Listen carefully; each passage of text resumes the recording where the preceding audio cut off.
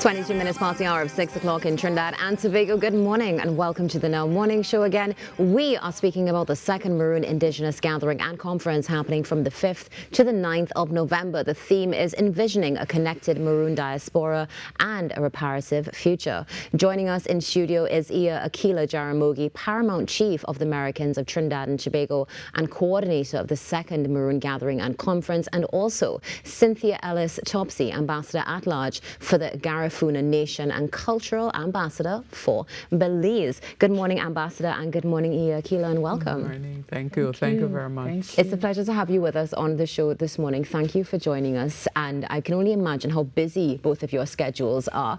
Welcome to Trinidad and Tobago, I should say, definitely. I came from far. Yeah, from far. Central America and the Caribbean, yes. And how has it been so far for you? Beautiful. Yeah. Also, always, good to be with my relatives here. Yeah. And I know, of course, they're happy to have you here as well. So, Iya Akila, let's start with you. This is the second conference that's taking place. From the first conference to now, what changes have you seen and what are you bringing to light?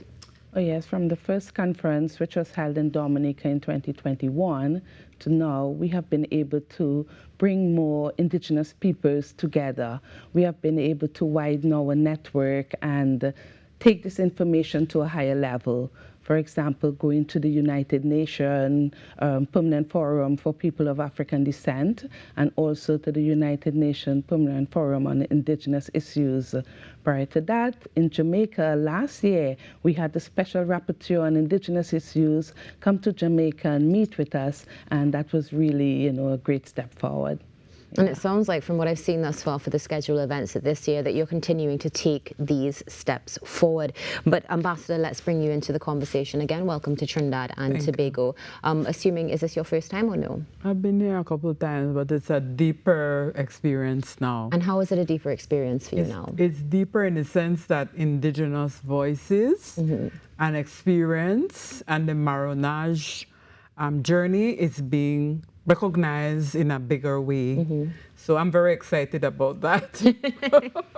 Now, I know also those who are coming are very excited as well, because this is a gathering, so of course a connecting of communities, but also it's an academic conference. Iya, can you tell us a little bit more about that? It's not so much academic, Okay. It's more bringing my Indigenous peoples together. Okay. Bringing the people on the ground together to unearth history and share history, and also connect with our inner spirituality, because this is very, very important. So we talk a lot about restorative justice, where we want to heal, we want to build, we want to connect, we want to let Ashe and Iri among our people, set that energy out there, So that's the part that we are looking at.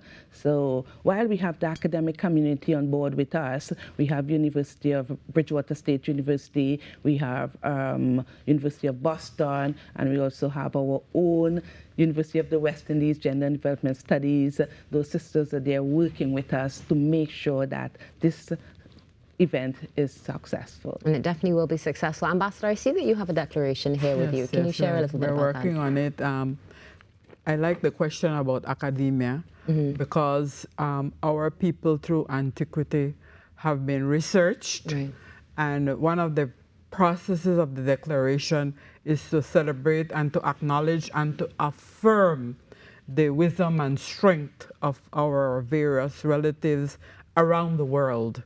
And this declaration that we are working on, it's a work in progress, acknowledges that many of us, particularly Garifuna, were never enslaved, and that many people don't know that. So it's an opportunity in this process to really move forward, united, powerful, and to be recognized and included in various institutions that exist in our countries. So this is our guiding, one of the working documents for the gathering this week. Well, I know, and this is why we know that there's so much greatness is going to come out of this. To know that there are working documents in progress means that you're taking those steps, which is so necessary as well. Let's go a bit to the theme. Is there any particular reason why this theme was chosen for this year? Oh yes, looking at bringing our people together, looking at a diasporic future. What do we see as a diasporic future? A reparative future. What do we see as a reparative future? bringing the diaspora together and this reparative future. How free can we see ourselves in this journey, understanding our rights, our basic human rights, our indigenous people's rights, and these are things we're going to explore, finding ourselves and the rights to truth.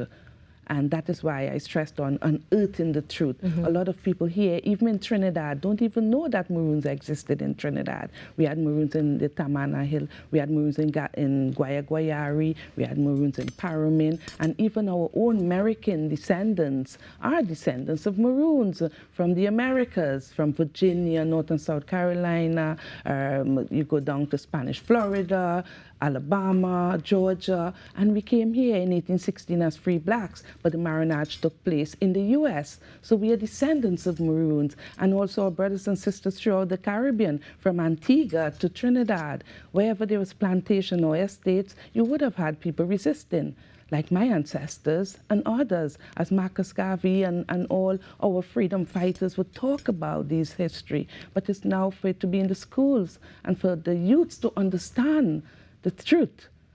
And this is what our conference will be about. It's definitely going to be something that is so moving, and of course making movements in history as well, which is so important. Now, you just mentioned so many different places, and also something key, that knowledge, not everybody has that knowledge. So mentioning so many different places, it seems as though we're going to have a lot of people coming to Trinidad and Tobago for this conference. How many people would you estimate are going to be here? Well, it's not a lot because of funding. We were hoping to bring more people in from Guadeloupe and Martinique and Grenada and Carriacou and so on. But we'll have brothers and sisters coming in from, well, sisters from Belize. We have people from IAT coming in. We also have from Brazil and Dominica, Suriname. The Surinamese Maroons are coming as well. So we are looking forward to having our brothers and sisters support us in this journey. So I just have to bring Ambassador back into this conversation. Ambassador, how long did it take you to get here? Forever. No, it takes at least 2 days to arrive here. Goodness. We have to overnight and so on. And that's one of the things that pay attention to. One of the things I want to presence as well is that this is a process of getting to know one another, because many times people may not know about Belize, Central America, and that we're all over the world, you know? And we have, for example, in Belize, hundreds of temples, hundreds of the Maya and so on. And it's a healing process as well, that the disunity is not just something that we complain about, but this space is an opportunity for us to transcend and to be called. Although there are not many people, the spirit of our ancestors calls us. I'm responding to a call to be here. Yeah. And we're glad that you did respond to that call, and that your entire group has as well. It's something that's so important. Now, I know, of course, you do have a scheduled events. Can you share with us very briefly what we can look forward to? Okay, we are starting off with the smoke ceremony, paying homage to the land, paying homage to the first peoples. And we are starting off this ceremony with the Santa Rosa community. And following that, we'll have a grand opening where we have our own Minister Penelope Beckers and others coming in, support from the United Nations Permanent Forum for People of African Descent, and also UNFPA and other key, esteemed speakers. We also have an event called Mbungi that's on the 6th at Queen's Hall. Kind custody for Queen's Hall for giving us that space to keep this Mbungi gathering. And it's all about storytelling and dance and drama, showcasing the best of Trinidad and also our Maroon and other Indigenous brothers and sisters who will be performing on that day. So again, prior to that, we are going into communities. We will go into the first people's community, also at Fonsuman. They have to come and plant a tree, of course, to reduce their carbon footprint and show the way Maroon does, you know, their thing connected to the forest. And we also will be at Ile Osa Igbo Itapa, that's the Obatala Shrine in Woodbrook. Plus we'll be journeying to South Trinidad and American communities and Tableland. Yeah. It's definitely, you have a jam-packed schedule in front of you, that is for sure. Now, you would have mentioned Queen's Hall as well. So are there parts of these events that are open to the public, or are they closed? The Queen's Hall event is by invitation only. right? But the other events, people can still register. United Maroon Peoples at gmail.com. United Maroon Peoples, you can send us an email at gmail.com. And you can also call Caroline Myers at 499-6047 or Marva Sandy at 689-768-1247 and Akila Jaramugi at 689-7794. Thank you so much for sharing that contact information with us. Of course, before we go to our next break, we would love to perhaps receive some sort of greeting from both of you. So if you could kindly look at that camera there and share a greeting with Trinidad and Tobago, we can start with you. Thank you, Ekaro. Greetings to all, and Shuk Diwali, yes, to all my sisters and brothers from the community. And I just want to say, looking forward to having you all join our conference and gathering from the 5th to the 9th of November. Ashe. And Ambassador? Buti Benafi, that's good morning in Garifuna. And the spirit of this gathering is to build on the strengths and the treasures that we are all over the Caribbean and all over the world. I bring greetings from Belize and the Garifuna, where we have been declared by the United Nations as a masterpiece culture for humanity. So this is a gift that we bring for all our relatives around the region and the world.